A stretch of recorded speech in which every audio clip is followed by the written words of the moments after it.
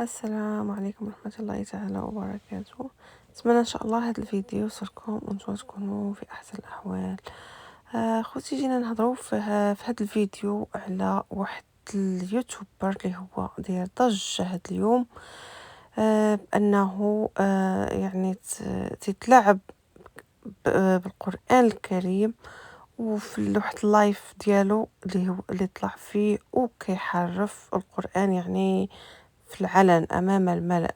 انا راه عندي لي واحد التسجيل، غادي نخليكم معاه ملي غنوصلوا التسجيل غادي تسمعوه، يعني باش تشوفوا صوت وصورة ديالو، طريقة كيفاش يعني بنادم كيتجرأ حتى على كلام الله سبحانه وتعالى. يعني شنو نقول لكم، الله يهدي هاد الناس، وهاد الناس هادو خاصهم صراحة يعني شي حد يكون فوق روسهم، يعني القانون اللي هو القانون، يعني باش ما يبقاش الناس يتلاعب بالكلام ديال الله. وغادي نخليكم مع الفيديو وسمعوا هانتوما شنو كيقول. قل أعوذ برب الفلق من شر ما خلق ومن شر غاسق إذا حزق. لا، يعني هادشي لا، هادشي راه ما مقبولش. القرآن الكريم هو كلام الله سبحانه وتعالى، خط أحمر. بنادم يمشي يضحك بشي حاجة أخرى، يضحك يعني الضحك في بزاف د الحوايج اللي باغي يضحك الفانز ديالو، ولكن بكلام الله هادشي ما كنقبلوش، حتى واحد ما كيقبلو. حنا كمسلمين ما كنقبلوش هاد الشيء. وما عرفتش واش كان قاصدها ولا كانت زلة لسان ولا ما حافظش الآية القرآنية، الله أعلم.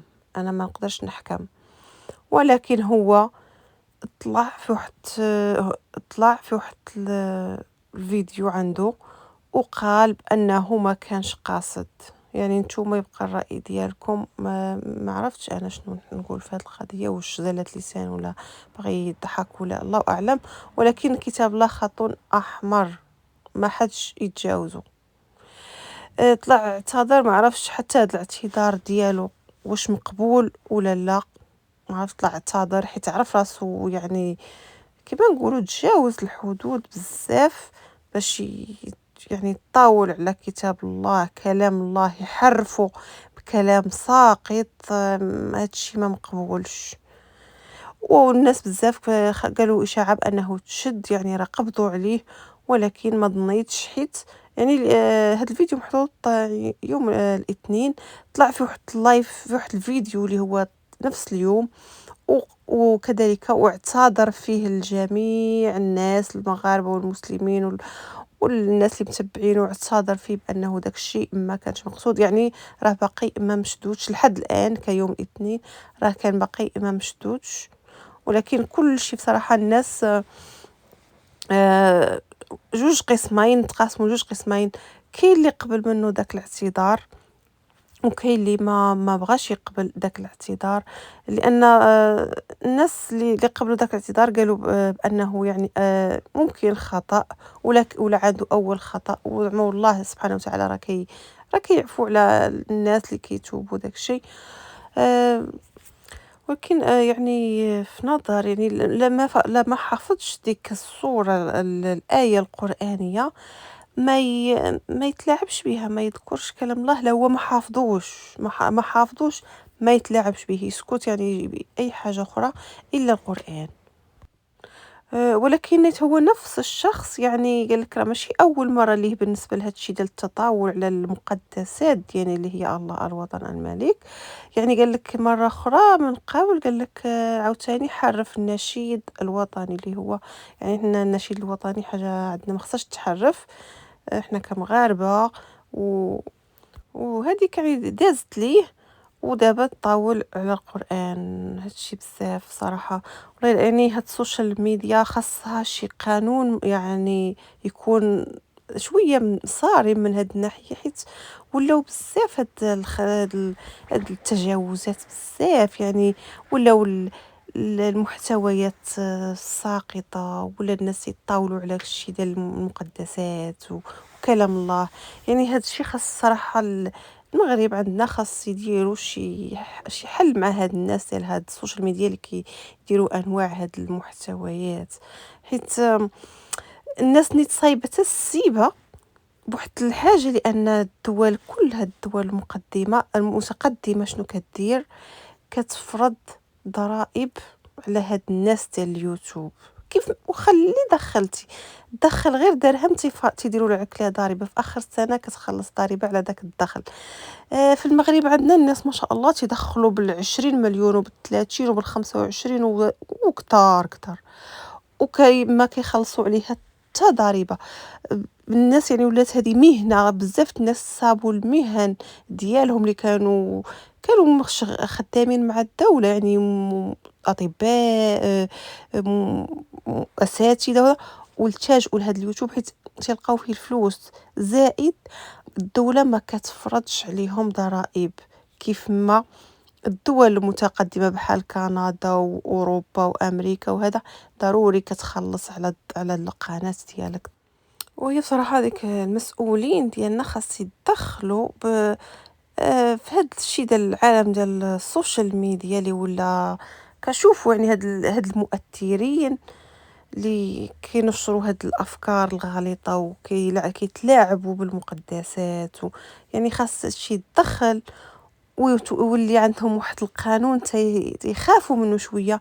زائد خاص تفرض عليهم ضرائب سنويه، والقانون خاص يطبق على كل شيء. اي واحد خرق القانون خاص يعني يتعاقب، حيت بزاف ديال الناس في هادشي ديال العالم ديال اليوتيوب يعني خارقوا القوانين، تعاقبوا منهم بزاف، يعني بلا ما نذكروا الاسماء.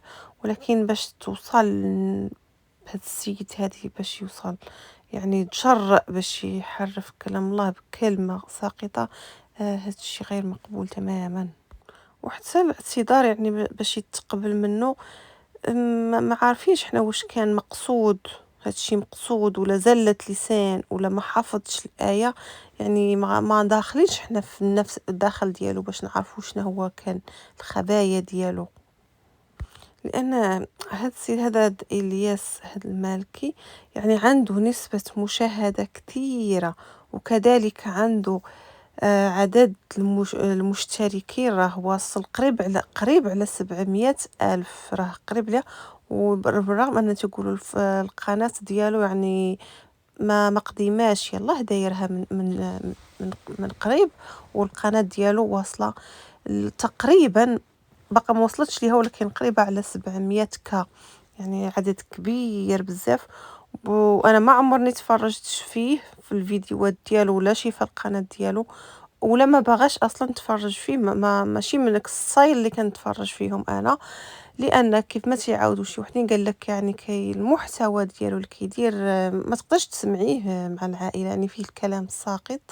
وكذلك بغيتي ديريه خاصك تحط الكيت وتصنت بوحدك، يعني ما حدش يسمح لك الهضره اللي تيقول داكشي ديال الشوارع. وما عرفتش هاد الناس هادو اللي متبعين وهذيك الشريحه العريضه ديال الناس اللي متبعينه فين عقولهم. هو هاد القناه هذه يعني تدخل له فلوس كثيره ما شاء الله. حيت اصلا هو من النوع اللي تيحط تقريبا فيديو كل يوم فيديو، والفيديوهات تيحط داك اللايفات، يعني تيحط داك اللايف فيه 3 سوايع 4 سوايع القليله 2 سوايع، يعني تيدخل الفلوس بالمزيان من هاد القناه. ورغم انها كلها القناه يعني كما قلت لكم راه المحتوى دون المستوى، ما تقدرش تكمل معه. وعنده هاد الشريحه العريضه ديال الناس.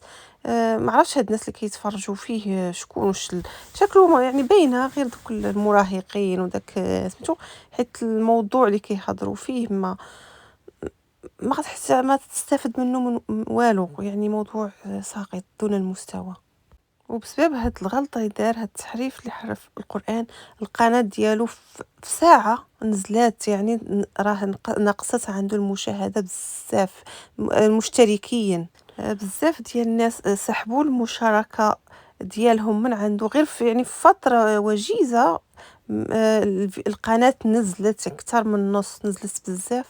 وهو أصلا من شاف القناة ديالو غادية وكطيح، راه دابا راه موقف القناه ديالو، باقي ما حطش فيها وموقفها، حيت تيشوف هاد القضيه واش غتعدي بخير ولا شنو، ولا غيتسجن ولا الله اعلم.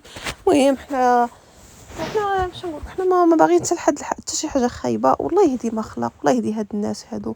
وراه الفلوس ماشي هي كلشي، يعني الا وديت الفلوس نبقاو نخرقوا القانون ونغضبوا الله سبحانه وتعالى. الفلوس راه كيجيو ويمشيو، يعني اي واحد بنادم شحال من واحد داير محتوى زوين، محتوى نقي ما كيقيس فيه حتى شي واحد وكيدخل الفلوس، ماشي ضروري واحد يلا خوتي ما نطولش عليكم بزاف. شنو نقول لكم، الله يهدي هاد الناس هادو، ونشوفكم ان شاء الله في فيديو قادم، ومع السلامه.